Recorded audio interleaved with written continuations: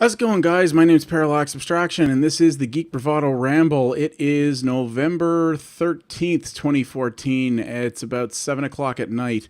I don't know why. My picture looks a little weird. My webcam's acting funny. Sorry if I look blue on my screen. I don't know what's going on with that, but sorry about that. But yeah, so boy, what are we here to talk about today? Well, fall deluge is upon us for video games. This is supposed to be the time of year when all the big stuff comes out one after the other, getting ready for Christmas and all that stuff. And well, the deluge has indeed begun. But this week, well, if you're watching this, I'm guessing you probably follow gaming news and what's been going on with stuff. If you don't, you should probably go look up the last couple of days, because this week has been, to put it bluntly, a shit show in various aspects of the video game industry. As many people know, I am a fairly big proponent of what many would call AAA gaming.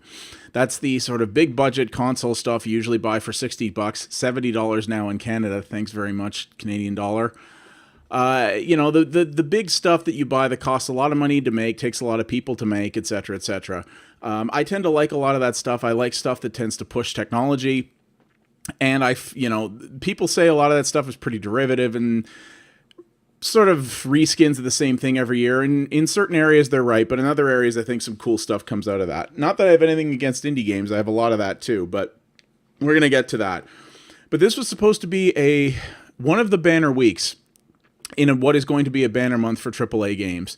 We got a couple of big releases this week, and well, I'm going to talk about two of them today because frankly I am pretty damn pissed off. So one of the two that we got this week is this guy right here. This is Assassin's Creed Unity. This is one of, if you can believe it, two separate full-blown Assassin's Creed games that came out this year. There's this one, and there's another one called Rogue, which is only for the old machines. Ubisoft did this before, last generation, with a Splinter Cell game. What the hell was it? It wasn't Blacklist. That was the new one.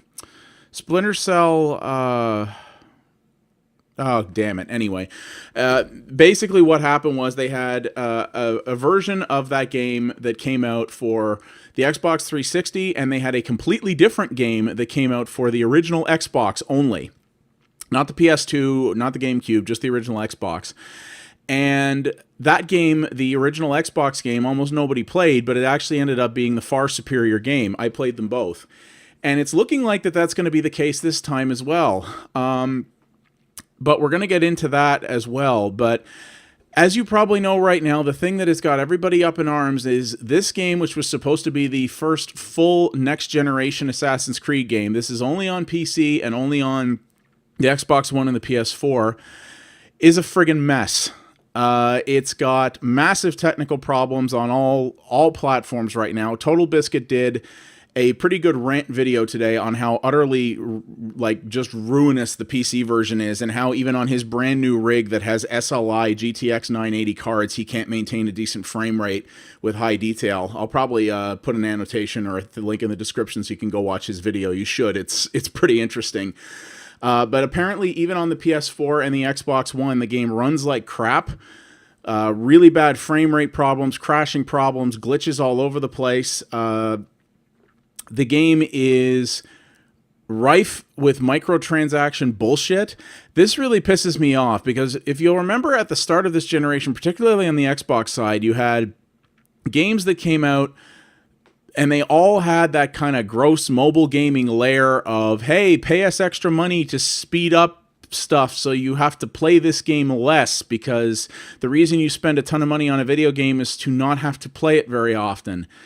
Yeah, I never understood that either, but that was a big thing back then, and people kind of got pissed off about it, and it looked like the industry had scaled that stuff back, because a lot of the of newer stuff that came out this year didn't have that. One of the big offenders was Forza Motorsport 5, and Forza Horizon 2, which just came out, doesn't have any of that stuff, which I really liked. I just got an Xbox One recently, another thing I'm going to get into, and I rented Rise, which was a launch game, and Rise had the ability to buy your way to upgrades as well, which I was just like, ew.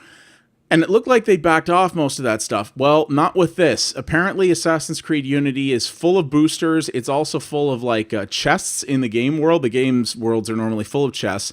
And it's got a bunch of chests in the game world that you cannot unlock unless you are a member of Uplay for some. And unless you're a member of some stupid web game called Assassin's Creed Initiates or something.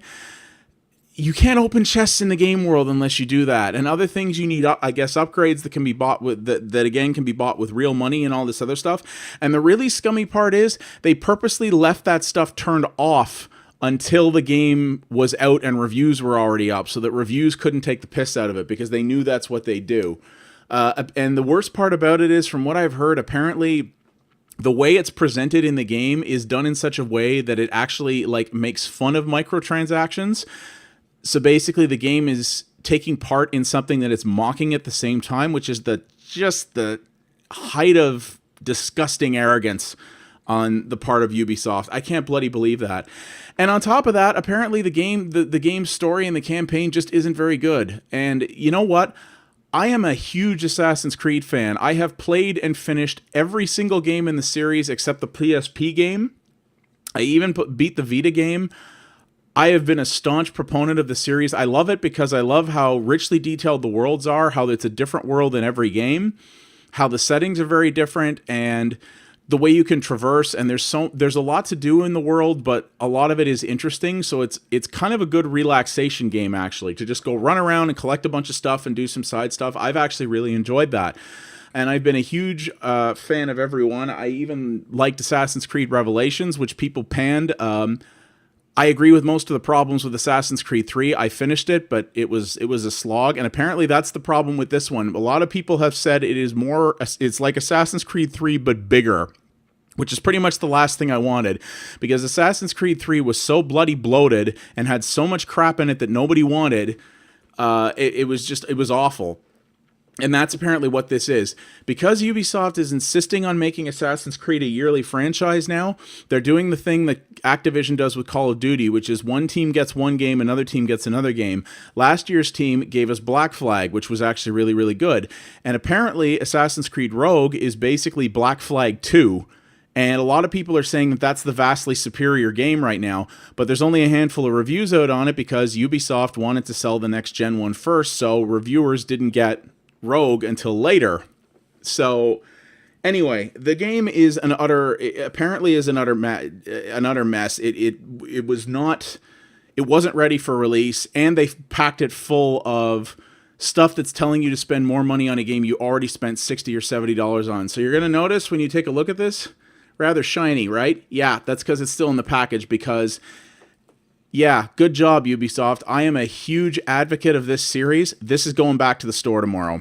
I'm sorry, you're not getting full price out of me for a game that is an unoptimized piece of crap and that's full of microtransactions as well. I'm going to wait until that game is at least 50% off on the PC, and only then once you get your act together and get the damn thing fixed. Because apparently on PC it's an utter mess, and I beat Black Flag on the PC, and that was okay. But that game still didn't run nearly as well as it should have for how it looked. And it's really infuriating, and it's really arrogant of this company to think that they can do that. You know what? I hate to tell you, but if your teams are not capable of getting these games in a good condition on a yearly basis, then maybe you can't do a big open world game on a yearly basis. Maybe instead of making two separate games this year, you should have not done something for the last gen and put those people helping with this to make this better.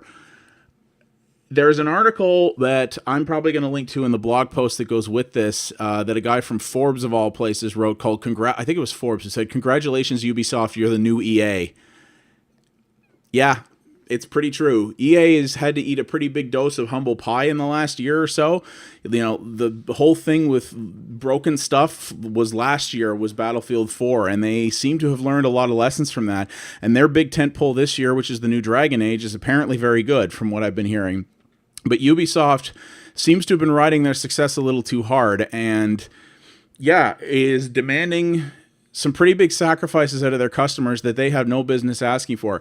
You can say what you want about Activision and annualizing the hell out of Call of Duty, but you know what? This year's Call of Duty game runs like a top, and it's pretty good to boot. So what does that say? I don't know, but That's one of the problems this week. Oh, we got several coming, don't you worry. Here's number 2. And you may see that this one, I've taken the plastic off. So I actually can't return that game, which is just bloody lovely. So yes, this is, you probably can't see it very well on camera, this is Halo Master Chief Collection. So Halo 1 through 4 and all the multiplayer stuff, blah, blah, blah, and 1080p 60 for the Xbox One. If you look in the About page of Geek Bravado, you're going to notice that I call Halo one of the most overrated series of all time. I am very much not a large fan of neither Halo nor Bungie. I still haven't written my Destiny late review yet, which I plan to, but, well, I'm going to take the piss out of that game as well. But I do enjoy playing these games. I like to co-op the campaign with friends. I find that does play pretty well that way if you ignore Halo's stupid fiction. You know, they play okay, and the multiplayer's a decent fun, and the value in this thing was crazy, and there's so much content in it, and I knew some friends who were going to play it, so I went, okay, I'll get that, I'll play with some guys for a while, and that should be fun. Well, yeah, multiplayer is completely broken right now. Matchmaking shipped utterly broken. They put out one major update, which apparently makes it work some of the time for a very small number of people. Everybody else, it's still completely broken. And this is after the fact that if you buy this on a disc like I did, to even get the multiplayer, you have to download a 20 gigabyte update to get the multiplayer going, because apparently the campaign pushes a 50 gig Blu-ray to the edge, which I don't understand. Those games do not look good enough to take up 50 gigs of space, even if there's 4 of them, in my opinion. But yeah, so the main reason people would buy this game, which is to play a whole bunch of multiplayer, you can't do right now. You paid $60 for this, $70 for this. This is full retail price. This is not a budget title. Multiplayer's busted. Campaign is apparently fine. I haven't had a chance to try it yet, but yeah, multiplayer's busted. People are furious about it. And in the case of both of these games, the developers have had to come out and put public pages up basically saying, here's the status of all these massive features that or massive bugs and broken features that we acknowledge are there, and the status that we are undertaking to fix them. So basically they're admitting that these games shipped unfinished and that they're working on it. Meanwhile, they've already got your money, and as you well know, when you crack the seal on a retail game, you ain't getting your money back for it. So I'm glad that I had to wait a little bit to get Unity, because I can return it and get my money back. I know that Halo, at least I can play the campaigns in Halo, and I know Halo will get the rest of the stuff working eventually, so I'm not too offended about that. But there are a lot of people who wonder if Assassin's Creed Unity, especially on the performance side on consoles, is just so busted that it's not something they can fix with patches. And that may very well be the case. It looks like their tech is just not up to the job. So we're going to have to see about that. But yeah, the 2 major AAA releases of the week, and they're both unacceptable messes. And the only reason for that is because these companies have, in my opinion, 2 ambitious targets. Ubisoft wants an Assassin's Creed every year, and they want it out at the same time every year. Microsoft announced a release date for this Halo product probably too early, and they had to hit that date regardless. And neither of them really seem to give a shit if they ship the games to a state where core features of them just don't plain work, or they don't work as advertised. And it's a massive slap in the face to customers. It's a massive insult to customers. And you know what? There was a lot of years there. There was a couple of years there where people were saying there was no point in coming out with new consoles because nobody was going to buy them because everybody wanted to play games on their phones. The AAA industry for a while there needed to do everything in their power to hold on to every customer they possibly could, or risk very quickly imploding. At least that's what it seemed. I always said that was crap, and it turns out I was right, because the new consoles are apparently selling very well, despite there not being that much to play on them. And apparently, one of the I heard this on the Bombcast, either Ubisoft or Take-Two recently came out and said that fully 50% of their software sales are coming from the new consoles, even though they only have like a tenth of the install base. Which means that people do want AAA, and they do want big console games, and all those people who said that phones were the future were full of shit, which is exactly what I said. But what are you doing to those people? You've gotten all those customers back, and look what you're doing to them. You're pushing out games for $60, $70 that don't work. And you're just saying, yeah, we're sorry, we'll get to fixing it later. You all but admit that you shipped a broken product, and you're kind of like, yeah, we did, and I mean, we'll fix it, but what? What's the problem? You can't friggin' do that to people. This is what's going to drive people away and say, you know what, fuck this. I'm done with big games. Maybe I buy a game for my phone and it doesn't work properly, but you know what? It costs $1.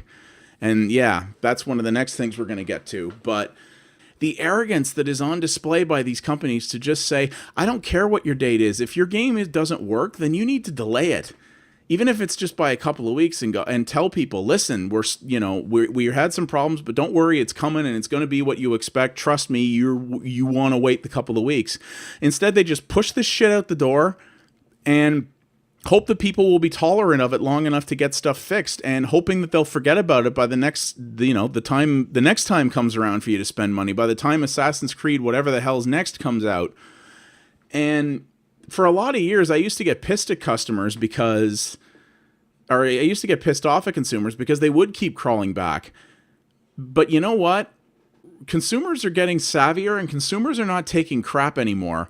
You know, there's been multiple consumer revolts on different fronts this year, and I don't think people are going to tolerate this anymore. I think people are going to remember this the next time. If Ubisoft doesn't make good on this and fast, I think there's going to be a time when people remember this when the next Assassin's Creed comes out and goes, you know what? Fuck you. You guys screwed me over. I'm either not buying this, or I'm going to wait till it's $19.99 in 4 months, which is exactly what I'm going to do with this. And a lot of people who can't return it this year maybe just won't show up next year. And I wouldn't blame any of them, honestly. Which brings me sort of to my next point. Excuse me. I'm going to stick with console stuff for one more minute before we go on to my last thing. So, I bought an Xbox One a couple of weeks ago. I mentioned that with Halo. I bought it just before Extra Life, and I cracked it open for Extra Life. Played around with it some, and I was like, yeah, I see what's cool about this platform, and I see the ways in which it's different from the PS4, which I've had for a little while, and I generally like quite a bit. And I was like, yeah, this is a pretty nice system. And so I bought Master Chief Collection. I bought a bunch of the downloadable stuff in that system I missed. I played D4 this week. I played 60-Second Shooter Prime. I did a whole bunch of other stuff like that. And I also bought Call of Duty Advanced Warfare for Xbox One because there's more people I know playing online on that system. And I went, okay. And some of the things that I liked about it was that one of the things I really liked about the Xbox One is that it had the proper suspend and standby mode that the PlayStation 4 had promised us before launch, and which it has yet to deliver, even with the 2.0 firmware. So, you can switch out of a game, turn the console off. When you turn it back on, you go right back into your game. You don't have to start it up fresh. You still have to do that on PS4, which is really annoying.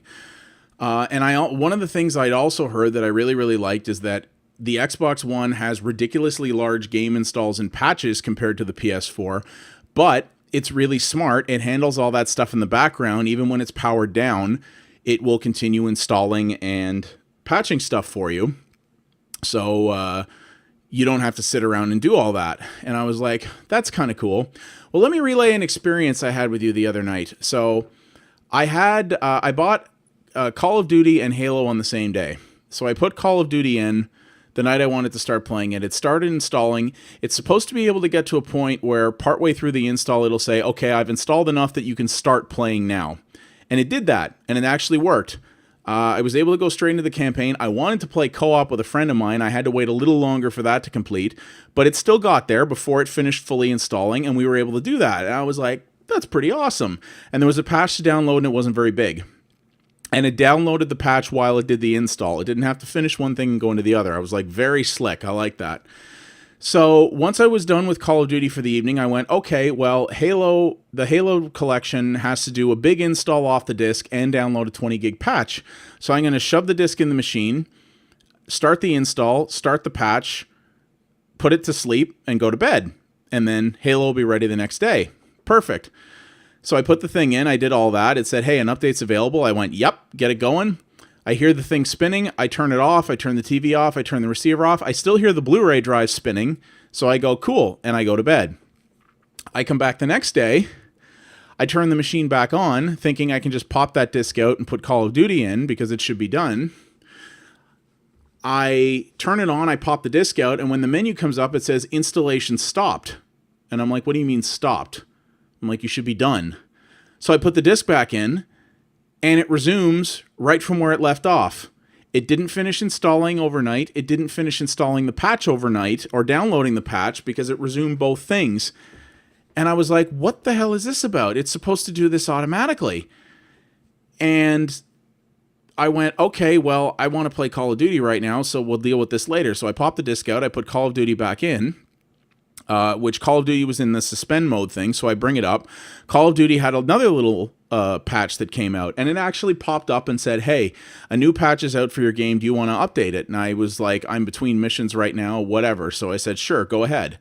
It downloads the patch, installs it, and then flips to a screen with a little clock symbol on it, and the console freezes.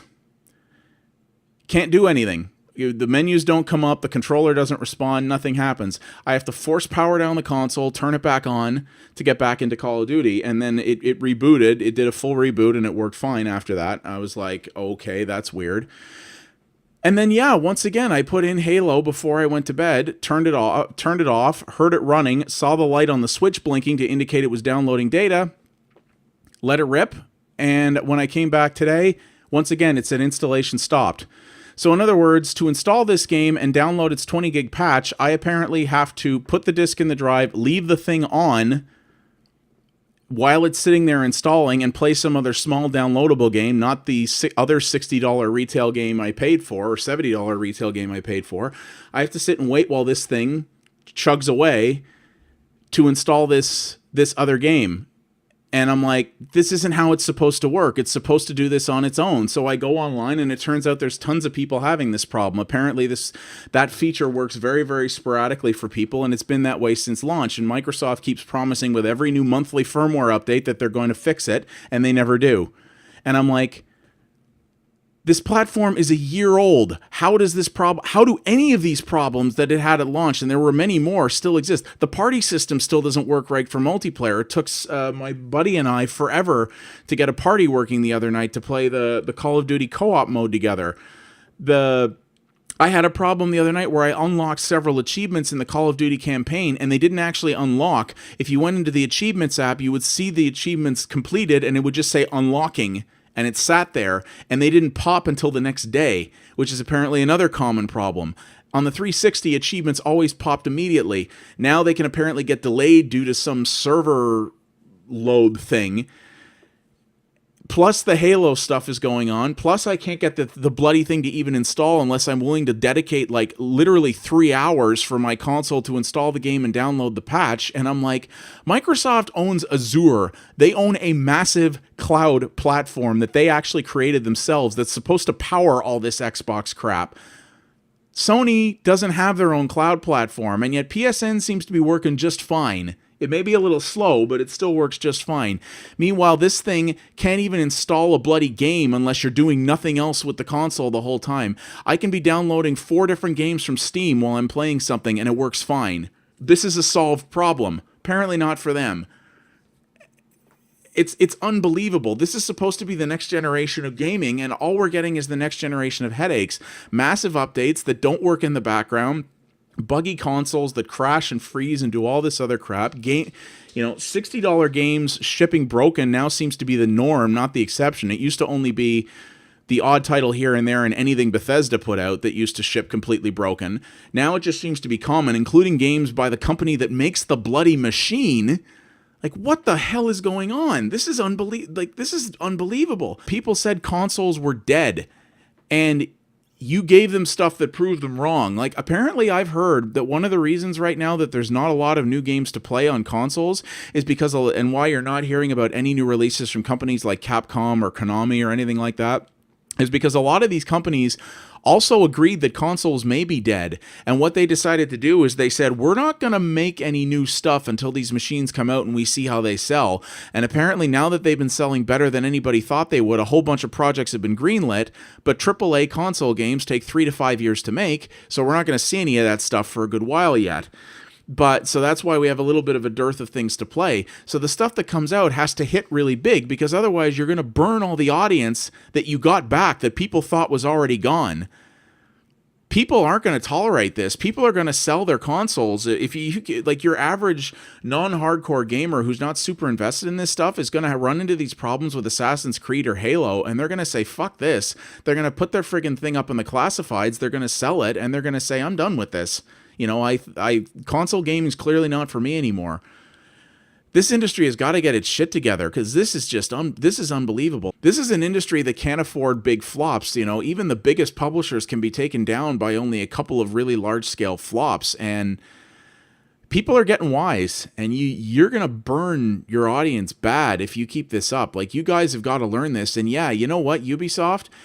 Maybe this is teaching you that you can't crank out Assassin's Creed on a yearly basis. Maybe, God forbid, just a thought, take a year off.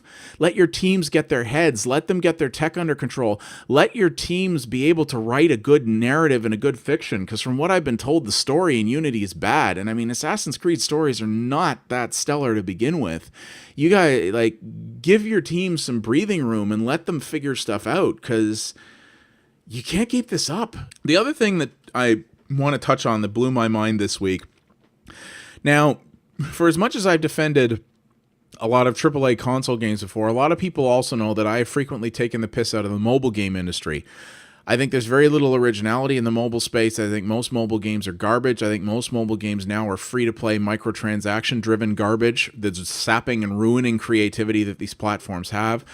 There's another thing I find really horrible that happened this week. So there's this game called Monument Valley. I've actually never played it because it's an iOS game. We only have a really old iPad 2 that doesn't run anything anymore, and I'm never buying another Apple product.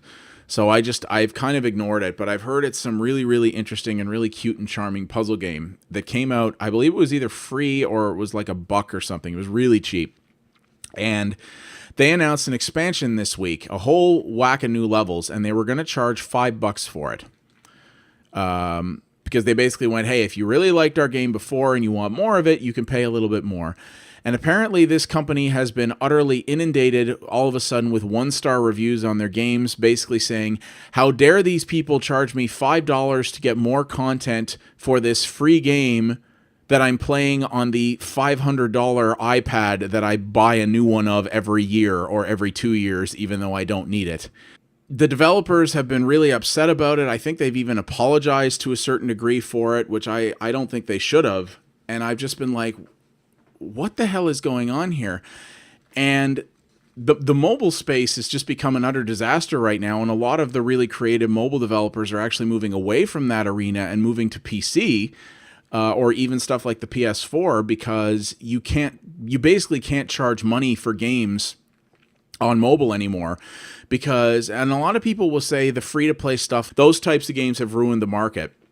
And I don't think they have I mean, they've certainly had their part in it, but I don't think you can wholly blame those, because I unfortunately think this is a case this is a very valid case of consumer entitlement.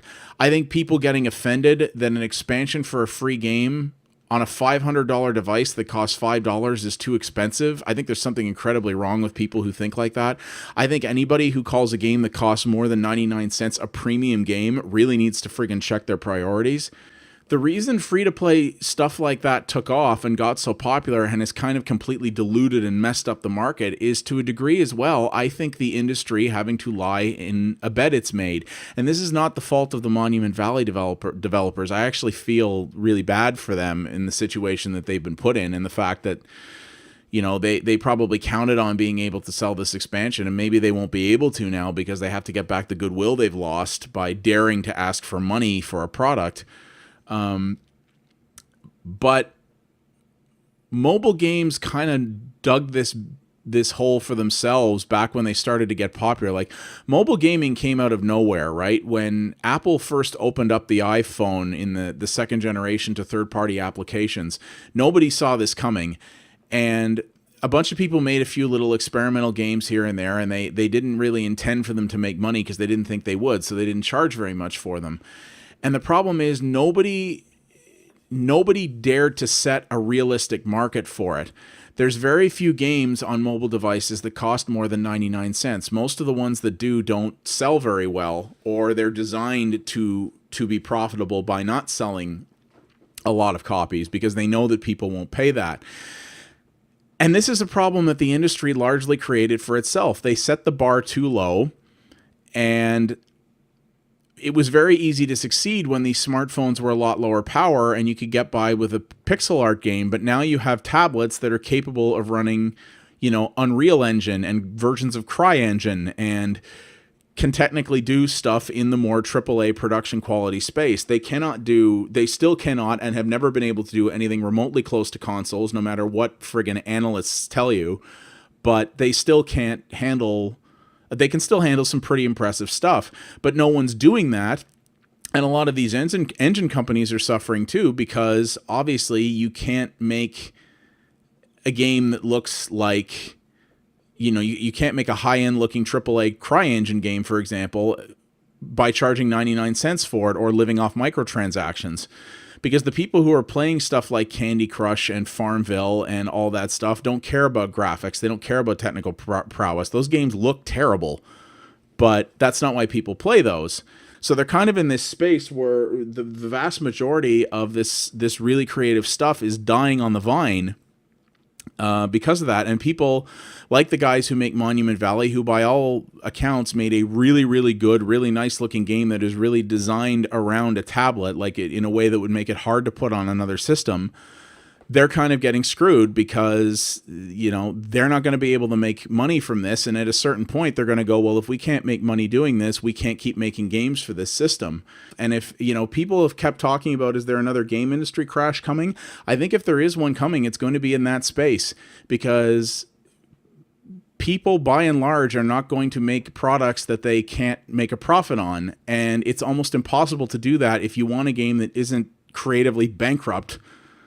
And because consumers won't pay it, because the industry for many years told them, you don't have to pay more than $1 for a game on your tablet or your smartphone. And that's the bar they set. That's the impression they made in consumers' minds. And now they've done that for so long that they've made it impossible to go past that and to ask for anything more. And they think that asking for anything more is being greedy, because you're talking to people, because tablet gamers, by and large, are mainstream consumers who have no idea of the realities of game development. They have no idea how much work and how much money it costs to make even a fairly simple game and make it good.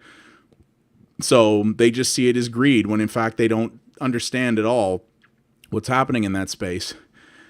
And it's really terrible. The arrogance of AAA studios is getting a severe amount of pushback.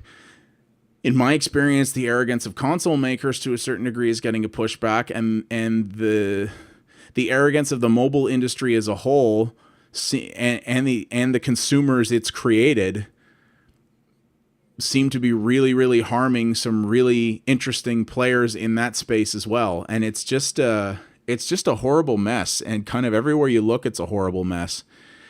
I'm really pissed off about it. I thankfully have a pretty big backlog of games to still work on, and there were a couple of AAA releases this year, like Forza Horizon 2, Sunset Overdrive, that are really good. The new Call of Duty is actually really good. Surprisingly, I'm enjoying that quite a bit. I've still got 2 Bayonetta games to play, so I still have lots to do. And I'm going to wait on a lot of this stuff. And I consider myself lucky enough that I could afford to buy all these games if I wanted to. But if you're someone who can't, and you bought Assassin's Creed Unity because you like that series and took the plastic off the package so you can't return it, you're probably feeling pretty burned right now. And I feel bad for you, and the industry should feel bad for you. And if they don't, I think they're going to get a pretty big wake-up call one day, because I think if Gamergate has taught people one thing, there's a lot of crap going on around that, but I think the one thing it's told people is that no one has to take anything lying down, that you have avenues to fight, and that when you make a big enough stink about something, whichever side of an issue you fall on, people listen, and people in power listen. And I think those are lessons the game industry is going to learn real quick, and I really hope they get their shit together next year, because if someone came to me right now saying which next-gen console should I buy, I would honestly probably tell them to either buy a PC or wait a while, because PC gaming used to be the place where you had all the frustration and the headaches, and honestly, I haven't had a problem with Steam in a long-ass time, And there's a lot of bad things I can say about Steam too, but these two machines under my TV right now have been nothing but problems the last little while. And something really wrong about that. Let me know, talk it up in the comments. Let me know what you guys think about this. Let me know if you've been having issues of your own. Let me know if these games have been working for you. Some people say Assassin's Creed Unity's worked fine for them, especially on PC. If stuff's working for you, let me know. If stuff's not working for you, if you need to vent, hey, vent away. That's what I'm here for. I am happy to bitch about this industry with people all day. So, yeah, sound off. Let me know what you guys think. And, of course, if you like what you saw on the channel, please like and subscribe. It helps me out a great deal.